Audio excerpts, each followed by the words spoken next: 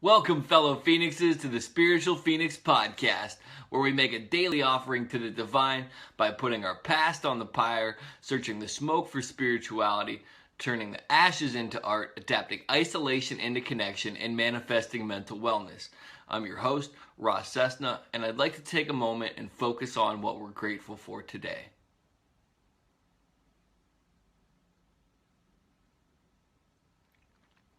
Today, I'm grateful for my guitar.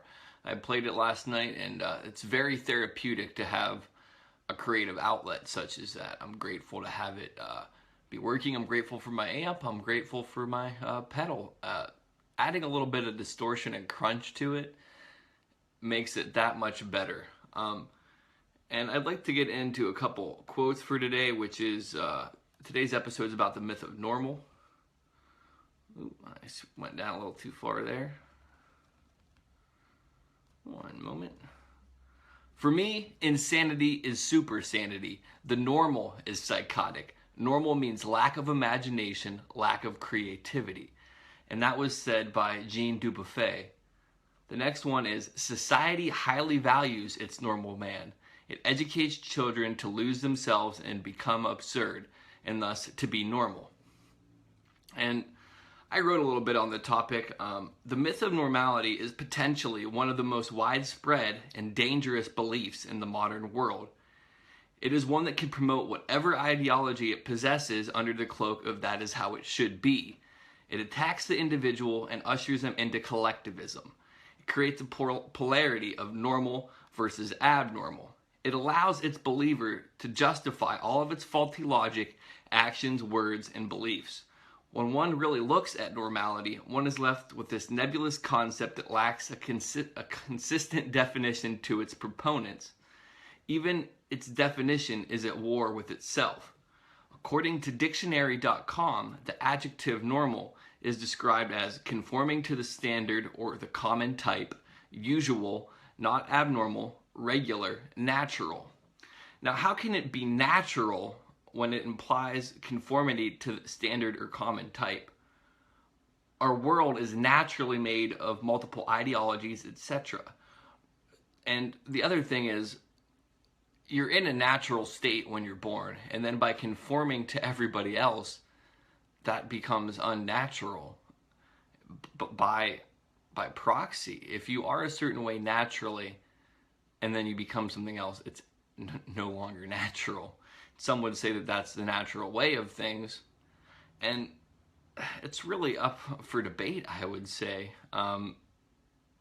There is some benefit to finding certain groups that you can connect with, but becoming their quote-unquote normal is inherently impossible almost, unless you completely shed all of your experiences that you've had prior to that and all the individual things that make up your mindset and who you are. Normal then becomes the act of being abnormal to some inherently, because your normal, it likely is not normal to me, and vice versa. So you're only normal if you act like everybody else does. Now, you can have unity and still have differences. Unity is based upon love, respect, understanding, trust. In a lecture by Dr. Gabor Mate, he addresses the myth of normal that divides us into normal and the abnormal with pathological traits. Dr. Mate mentions that he doesn't see a division, but a continuum where mental distress of some degree is present in all of us. He explains how mental distress and pathology are largely a result of the materialistic culture that idolizes individualism and ignores our emotional needs. Now, some individualism is good. You have to be individual. You can't be part of this mass collective of consumption. At the same time, individualism has its negative side when you assume that your individual ideology is the correct one for everyone. I'm not promoting that what I believe is the absolute truth. It's true to me and it makes sense to me, and I used to want to be normal. I worked very hard at being normal. The issue became that in every situation, every different setting of people that I was around, there was a different normal.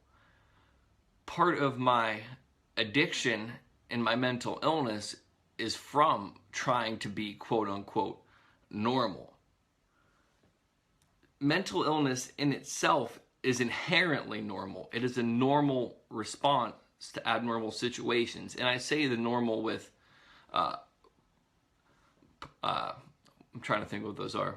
Not I guess parentheses. I could be wrong. But that's part of the problem, is people thinking that everybody has to act the same. In my talk yesterday about collectivism, I was somewhat upset with the collectivism associated with 12-step programs, and I would say that it is because it reduces individual experiences into a homogeneous state of normality. If you hold an opposing view, it wishes you to conform and then uses any opinion you choose to state counter to what someone may believe as your addiction or whatever you're there for, inherently subduing you. It uses the fear of who you don't want to become to shape you into another brick in the wall. I'm not anti-12-step program, as they have benefited me greatly. I am anti you have to consume every opinion offered, every platitude or quote-unquote truism someone states as fact, or you are in active addiction or actively acting upon the illness that you're there for. My understanding is that all bad can be used for good and all good for bad. While I do need people in my 12-step recovery, I don't have the luxury of putting every thought, action, idea, opinion to the vote of people who don't have to live with the results. The only requirement for membership in 12-step programs is to stop doing the behavior you are there for. Everything else is quote-unquote extra credit. And I mean, there is a lot of benefit to having people tell you when you're making mistakes. There's also a lot of damage in some people telling you you're making mistakes when you're not, because it becomes a subjective opinion about what you're doing. They don't understand the however many years of life you've had, the trauma you've had associated with those things. And largely they overlook mental illness in any regard. And the thing with normal is, when you say I'm normal, or my opinion is normal, or it's the correct one, you then discredit anything else. And then you form this cognitive dissonance that everyone, myself included, is victim to in some capacity. Not everybody can see everything about themselves. Maybe somebody can. Maybe that's my own cognitive dissonance there. I don't believe it's possible. And I could really keep going on this subject, but it's time to put this episode on the pyre. Please check the links below to all my social media accounts. If you're listening to this, you can watch a video of me talking on YouTube. And if you're watching me talk on YouTube or Facebook Live, you can listen to my podcast on iTunes or SoundCloud. I do free tarot readings occasionally, and I'm building up a database so you can select a reading at random choice or read the most recent one. A link will be listed in the description. Please leave a review on iTunes if you like the podcast, as it helps me reach new listeners. And you can contact me via message on Facebook if you have any topics you wish to bring to light. You can potentially even be a guest on the show. Ideally, you will have had a major life obstacle you are working to overcome or are overcoming, and you'll have a positive philosophy, spiritual experience, or something inspirational to share with people. Please take the time to respond to the PodTrack listener survey, as it'll help me understand my audience. Also, if you would like to get paid to write, you can click the link below. All you have to do is be able to write 5 sentences in English. Love and light. Namaste.